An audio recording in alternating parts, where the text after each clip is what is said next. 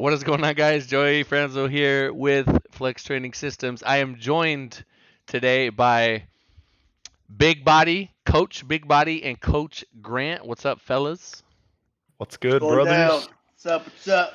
So I had put up a story asking for some questions, and I have infinity questions in front of me. So hopefully you guys will be able to leave this video with at least one new piece of information. And let's strike a deal. If you learn one thing, then you must leave a like on this video. I never asked for likes. I wanted to try it this time. Okay, so the way this is going to work, I'm just going to read the questions and I'll just pick one of them to answer it. I'm either going to alternate or I'll just pick someone who I feel could answer it, just really well or something that I feel that they're strong in. And yeah, so first question.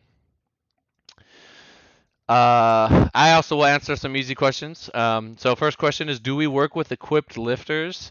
I'm just gonna answer that one. So if we use Mikey as an example, Mikey was an equipped champion, and he did a lot of raw training with me, and then getting closer to his meet, he would like switch into equipment, and then I think like for 6 weeks he just did his own thing.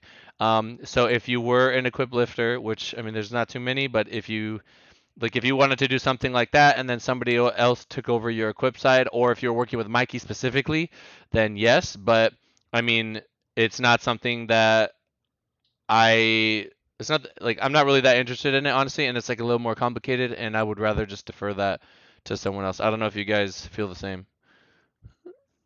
Yeah, I Per- agree. I think that like personally, I don't coach any equipped lifters right now, but obviously like I could make them stronger and I could probably make it work, but I don't really have any experience, so yeah, I don't know. Yeah, prefer not to. yeah. I wouldn't even. Like if someone's inquiring and I see that their priority is equipped, I would just let them know like, hey, it's not really our thing. If you really want to, we could try, but I'm not. I just feel like there's people that have more experience with equipped, and it would be better for you to try them, and I could point them in the right direction. Um, Oh, so I'm just gonna go kind of out of order here. Next question. They're asking about squat stance and if the soles of your shoe in the squat should be changed in order to benefit your squat. Um, I'll just give my little experience with that, and then you guys can. I'll let you guys each answer. With the Addy Powers, the Addy Powers, the older ones, the Olympic weightlifting ones with the high heel, and the Nike, like one of the newer Nikes that are like the same family, I suppose. I noticed that in the Adidas, the sole had a very small bump in the middle of the foot, whereas the Nike one was huge. It was like so huge. And for like someone like me that has flat feet, you basically have to decide whether or not you're going to be putting pressure on the back of your foot or the front of your foot. You cannot have like a middle ground. Now, if you have like a crazy arch in your foot, maybe that shoe's better for you. So my answer would be you got to kind of try both and see what you like. But I've not really told anyone aside from that, like if they're using the Nikes and I see they're always on their toes you know what I mean, then I'm going to say like I'm going to try to help them fix that, and if they can't, then I'm gonna say get rid of that shoe, and it's let's say I move their stance, I do whatever I can to get them to focus on the middle of their foot, and if that sole is too hard, then it's probably gonna cause some sort of movement or instability as you're passing through the space of the squat, and it's like you don't want to be shifting around. What do you guys think? Have you guys ever seen a problem with the soles of your lifter shoes when they're trying to find like their squat stance or anything like that, or is this not really something that you deal with? Grant, you can go first. yeah, I mean, I recommend that like all my lifters who squat in flats take them out just because it's a little bit more consistent. We can find midfoot pressure a little bit easier. I think foot pressure is like probably one of the most important things in squat. I don't really notice like I don't see people squatting in any shoes that are like clearly bad. Like the foot pressure is just way off and it's like impossible to maintain midfoot pressure or anything. So I usually don't really say anything, but that's just because I think a lot of my lifters squat in the appropriate footwear. But yeah, I usually recommend to most people take the sole out, especially for deadlift. But you can just connect with the floor a little bit easier. And I mean, the most important thing is like whatever allows for consistent foot pressure, that's like best for you. So whether that's midfoot, a little bit more ball of foot oriented, whatever. What do you think, Chris? Yeah, so I mean, just I think that's a great point talking about connecting to the floor. I like to think about some just keeping it simple, right? So like foot width, toe width. Um, I like to take the soles out. Like for instance, if lifters use Notorious, I don't like me particularly. I don't like lifters squatting with Notorious lifts. I'm okay with them using it for bench or deadlifts. But when it comes to squat, there's like particular heel heights that I have different lifters using like a mid heel height or a high heel height. And then we'll even like to mitigate like taxation to the patella tendons or front of the knee. I even have them use like an even smaller heel, like a Metcon. Um, and then yeah, so pretty much just manipulating toe width, foot width, and then the biggest thing connected to the floor, making sure a lot of people like to use the term, or it's common using the term rooting your feet to the floor. I like to think of it more as is your foot is completely stable and flat and planted or grounded into the floor. I also like to think of it as we used to play a game called StarCraft, and there's something known as a siege tank. And when the siege tank would when a tank's getting ready to fire explosively with its most powerful blast, before doing so, it would have these like this like mechanical I don't even know how to explain them, but There's they like would there's like come out little grabbers that would like latch into the they'd ground come to out hold and they it would there. latch to the Yeah. floor, and it's like your foot is planted into the floor, it's not Yeah. moving, and you can have the most optimal force output possible when coming into the hole and then Yeah, powering if you out. think of like those mortar cannon things that have like the or like a sniper that's mounted or something, those the actual mount, that actually makes me think of like bench press, which we'll talk about in a minute, where you gotta become literally like one with the ground. So yeah, not too much squatting with the sole. It's just whatever is gonna allow you to connect with the floor, as the boys said. What do you guys prefer, or do you guys have any? This person just said, should I like do hook grip or mix? I'll just, Chris, you can start with that. I actually talked about this not too recent. Oh, I answered it on. I wasn't supposed to. I answered it on my close friends or Uh huh. on the story, Yeah. but pretty much I was talking about um, the way that I understand and through my experience and what I've learned in time is that so like starting with heavyweights, if your hands are super meaty, I don't know if you guys can recall any super heavyweight that hook grips, and so therefore we bring it back to okay, well let's just do what works. You try a mixed grip.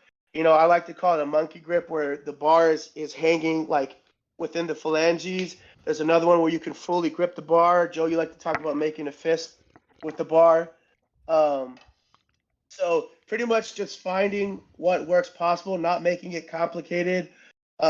Sometimes lifters, like I've had this happen before, where like a hook gripper, someone who deadlifts really well with hook grip, like for some reason they're just in their head, and maybe they'll gain a little weight or whatever, and then they'll just start to make it overcomplicated, and they get away from what worked and what was basic. And I like to always draw it back to like what works best, what feels best, and I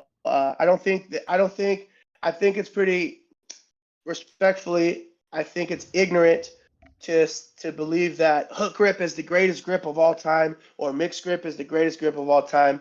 I think it really just comes down to, every person has a particular style technique that works best for them, and I think that's it's your job as a coach to find that for them. What do you think, Grant? Yeah, so each individual is going to have something different that they prefer, something different that works better for them.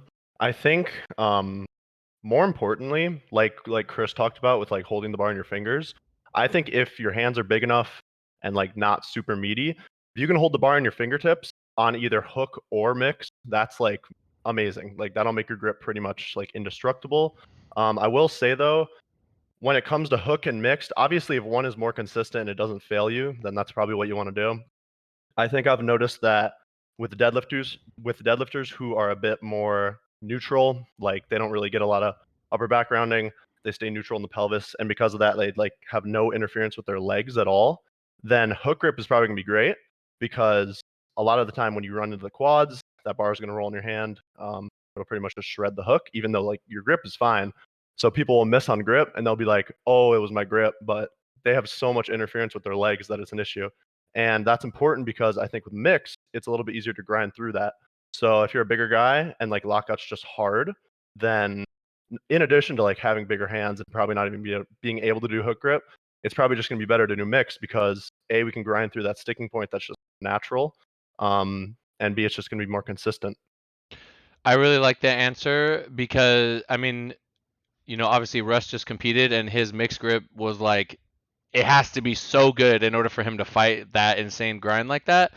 And with a hook grip, if you kind of disrupt the mechanism, it just falls off. Like it just, you know what I'm saying? Yeah. So I like what you said there. And at the end of the day, with a lot of these things, you just got to try it and see what works. I remember when I tried hook and I was like, nope, I have big palms and like little tiny fingers. It just makes no sense for me. Like I could barely get my fingers around the bar to even touch my thumbs, and it's just for me personally, it just was not. Mixed grip has just always been more reliable. Good answer there. So this next question is more of like a general thing for like every lift.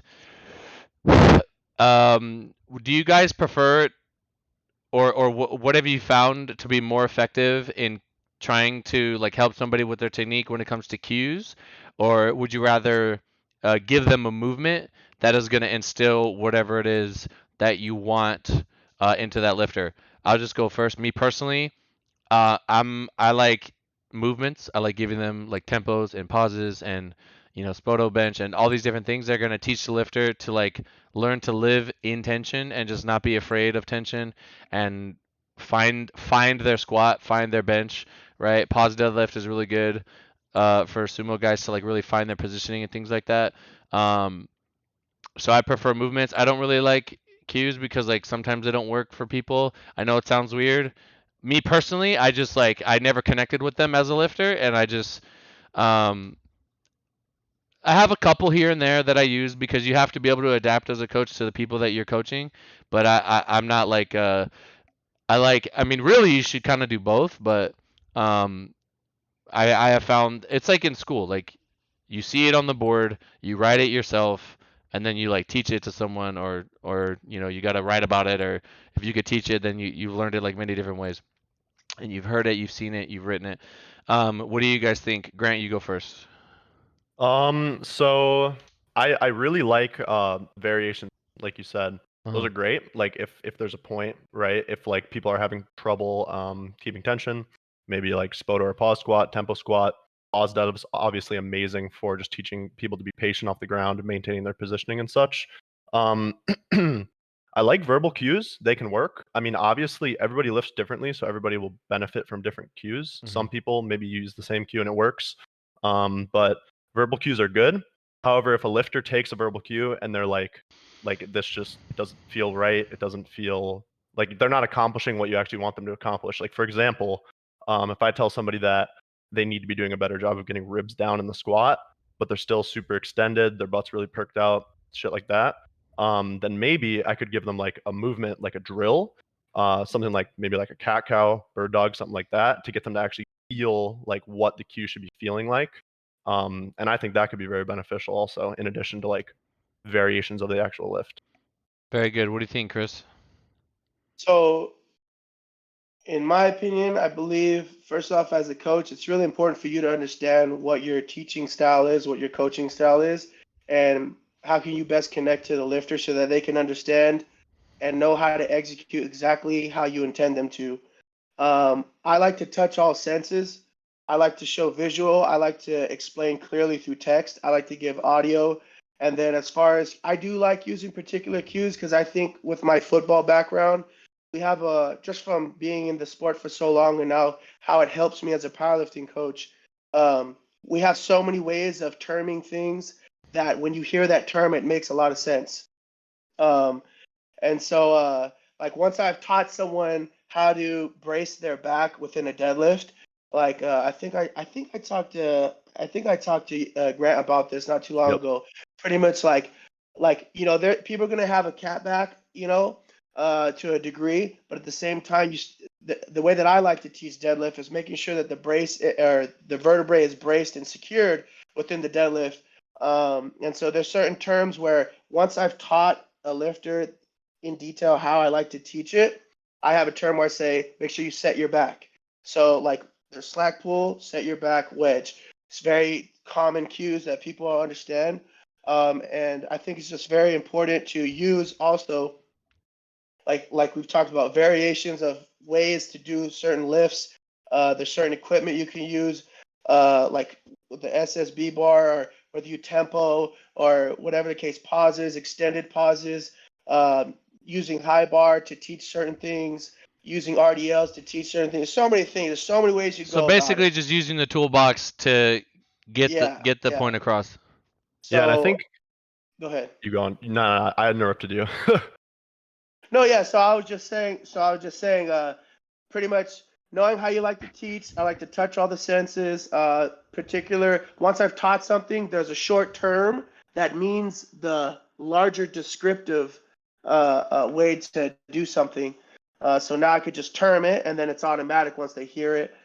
So yeah, I like to use all those things to help a lifter execute what I intended for them to execute. Yeah, I think Chris brings up a really good point with like touching all the senses. So, for example, I could explain a cue that, somebody needs to be executing very well, like 2 minutes of audio, perfect explanation, and maybe they're just not able to execute it, right? So then maybe we got to go to video. Like I got to show them what's going to be like working, and maybe that will work. For some people, Yeah. they need to hear it, they need to read it, whatever, and they can digest that. For some people, they need to see it, and then for some people, they actually need to be like feeling what it actually feels Mhm. like. Yeah. It's like whatever works for them. I mean, it's great if they can digest the cue and actually like execute it by just listening to audio, or that's just like reading something. But sometimes other lifters need a little bit more. So yeah. That was really fucking good. What do you guys have any advice for people that are kind of down about their bench because they have super long arms? And I think for me, it's like just because. Okay, actually, you know what? I'm gonna let Grant go first. Grant, what do you think about? Do you have any advice for people that are a little bit like they feel like bench is just gonna be shit for them because they have super long arms? Well, I will say first off, although you may be a little bit down about bench, you are blessed to have long arms because the deadlift is usually going to take up the highest percentage of the total. So being better at deadlift is completely advantageous for powerlifting. Like for example, Answer I to mean the I'm test. tall, I'm like 6'3", 6'4"-ish, but my wingspan is actually exactly the same. So even though my arms are long, it's not great for deadlift, and I actually have a better bench leverage. But in general, it's just how you approach training. Like if we have long arms, we're really going to need to be nailing technique, right? We have to move that bar so far, do so much work. So we got to make sure our technique is on point.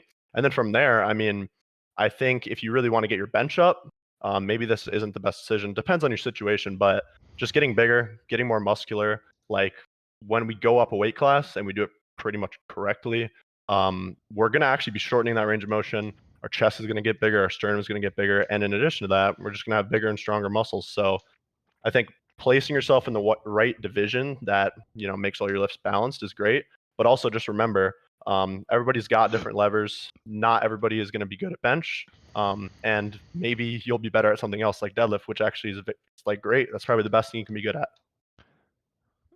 Chris, you want to add to that, or is it good? So I like to, my personality type, I like to be enthusiastic about the things I'm confident about. And I also I call it with my lifters like being the bench whisperer, right? And one of those ways the reason why I say that, it's just a fun way of how it adds to how we progress our bench, regardless of what your situation is. And especially for those that have extremely long, lanky arms, and a small frame or whatever the case may be. I think it was a great point. I think one of the common denominators is creating mass in your upper body, creating more pressing power, and how are you going to do that? And then also a lot of it's mindset. I talk to my lifters a lot and my athletes about let's say bench is your worst lift and you're a phenomenal deadlifter and a good squatter. Well, the same way that you come into those squat and deadlift sessions, I want you to approach your bench and attack it. Approach it with the mindset. I'm going to attack it with the same enthusiasm and the same intent to progress it. And all we need to focus on is having quality work, like quality loads, quality mindset, quality execution. And as long as you do that with bench and we're doing all the things, we're eating like we need to, recovering, and then on my end, I'm making sure that I'm progressing or I'm prescribing in detail what they need specifically to that lifter to get better at that lift. So it's me doing my job and them doing their job, having the right mindset. We do that. There's no way the bench doesn't get better. There's no way, like we will figure it out. And it just comes from, okay, we did this work? No, it didn't. Okay. And especially the longer you've been doing this, like I'm I've been doing this shit every single day since I was brought on and given the opportunity by Joe. So when you do something for so long and you work with so many different types of body types, weight classes, genders, things of that nature, there's an expansive amount of information that you have to the human body and how to progress their bench. And you just reassure your lifter, like, we're going to figure it out. This is how all I want you to focus on is how to approach your bench days, the same enthusiasm, and attack it just like you do with your squat days and your deadlift days. So using those things, it really helps them shift their mindset on how to have quality bench session and collect those quality bench sessions within time. Really good I answer. think Oh, go ahead. I think it's also important to note that just because you have a long range of motion or like a bad leverage, it doesn't necessarily mean you're going to be weak. I think there's actually a lot of benchers who Yeah, have long arms, long range of motion, with and they're super crazy bench strong, and it's presses. great. Yeah, Yeah, yeah, so I think something that you shouldn't do is like stress about closing that range of motion and maybe be like, "Oh, I need to get my arch bigger." First off, because T-spine and thoracic mobility, it's mostly genetic. You're not going to really Yeah. be able to work on that a whole lot, yeah, yeah, but just play the cards that you're dealt, get better however you can. If you're able to keep like a good joint stacked position the whole bench, there's a good yeah. chance that your bench can be really strong without having a super short ROM. One more thing I want to add to that too that I think is really important is, like I think you mentioned it with range of motion. Like range of motion is not particularly a bad thing.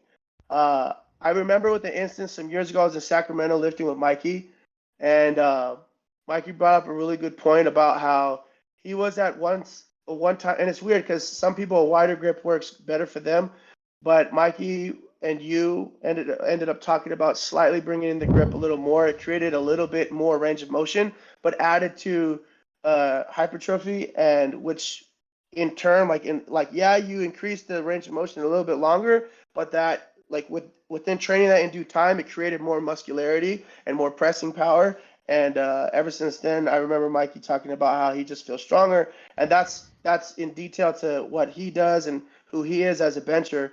But my whole point to bringing that up is more range of motion. Like, don't be scared of range of motion. Don't use that as like, oh, I have a long range of motion within my bench, therefore I'm not going to be a good bencher. That's a bad mindset to have and to put that on yourself. Yeah, I always say that muscle can be everything. If you have the capacity for a shit ton of muscle, then it can overcome bad leverage, but it takes a lot of work and a lot of years, and maybe the best way is going to be to increase your leverage through getting bigger. Um, and I think the mindset, like the mindset that I have towards improving every lift is like it's like if you get the short end of the stick on one lift, like you're just not genetically good at that lift. Why would that like? What are you gonna? I'll just give less effort to that because the reward is less. Yeah. Like you know what I mean? Like you use everything that you can to improve everything. There was another thing I was gonna say, but I forgot. You guys did a really good job with that. So we'll move on to the next one. We are approaching. Oh, we're already at 20 minutes, 25 minutes. So we'll do like one or two more. Okay. So how would you handle a bad meet mentally? We'll start with Chris on this one. Um, the first meet I ever did, I had a shitty meet. It was terrible, and the same way that I dealt with that, the same way that I've done everything, learning life through trial and error. In order to win, the only way you could look, I don't know anyone that all they've ever known in life is only winning. Like even Floyd Mayweather once lost an Olympic bout. Like and he's 50-0 undefeated boxer in his weight class. Like everyone has felt loss before, and loss is super important because how do I get better if I don't lose? If I'm always winning, how do I get better? And so pretty much when you have a bad meet, just move on. Like if you have a coach, identify the things that need to be better. How can we get better? And then focus on the things that we need to get better at and work relentlessly at getting as best as possible at those things, making sure you have the proper mindset, and just literally move on, move forward. I think to me it's fairly simple, but to a lot of people this might be something that's foreign to them because they're not used to it. But loss happens. Understand how to digest and take things on the chin, move forward, and work with enthusiasm, and making sure that you're working on the things that need to be better, making sure you're working on things that need to be improved. And if you do that, you're gonna have a good meet in due time, especially if you have a coach that's at least decent. So yeah. What do you think, Grant? How do you Yeah, handle the shit meat feeling? Chris nailed a lot of good points. I mean, thankfully, I haven't had any meets where I've gone like 4 for 9, 5 for 9, not many attempts made. Same. But even in 9 for 9 meets, I've come out of them and been like, there's a lot of room to grow. You know, we talk about how Yeah. perfect is a moving target a lot, but I Yes, think sir. like when you have a meet that you're not super happy with, when you don't have a super meet, pretty much, you can always go back to the drawing board. You can always get better. Like even if you think your diet's perfect, I bet it could get better. I bet you could be better with sleep. I bet you could be a little bit better with training. Maybe you overshoot here and there, things like that. Like Yeah. there's always room to improve, I think. And it's not good to be like maybe in technique, you shouldn't always think your technique can get better because then you're just changing things constantly. But I think with like variables and just making sure your training is perfect, although perfect can be all over the place sometimes, it's good to just get back to the drawing board and be like, yeah, like since I just had a bad meet, I know a lot of things can be improved upon. And I think that just having that mindset can get you even more fired up about training. Yeah.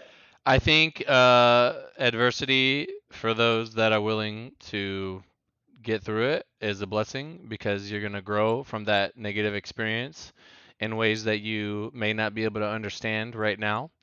Um, and just know that there are a lot of very incredible, insane, unrealistic athletes that had a rough start and were overlooked. And if we look at some of the best quarterbacks in the NFL right now, like I'm pretty sure Josh Allen and Tom Brady had like similar, like nobody wanted them, out of college. Chris, you could tell me if I'm wrong because I know you know this stuff, but I'm pretty sure they had to like try really, really, really hard, and then they got like one chance somewhere, and then they had to prove themselves. It wasn't like, they were in high school and they were just insane and they had every opportunity and it was just like they literally can't, you know, you can't go wrong. You know what I mean? So, having those rough meets in the beginning, it's going to help you grow as a person and it's going to help you figure out like what you want.